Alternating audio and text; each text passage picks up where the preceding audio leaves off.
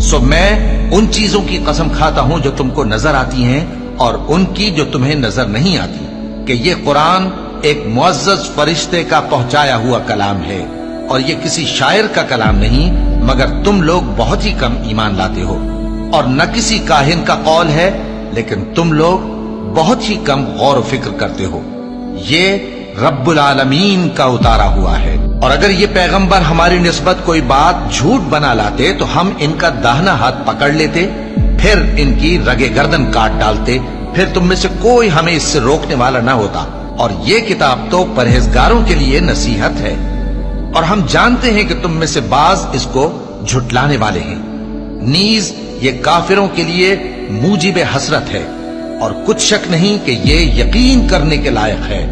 سو تم اپنے پروردگار عظیم کے نام کی تسبیح کرتے رہو۔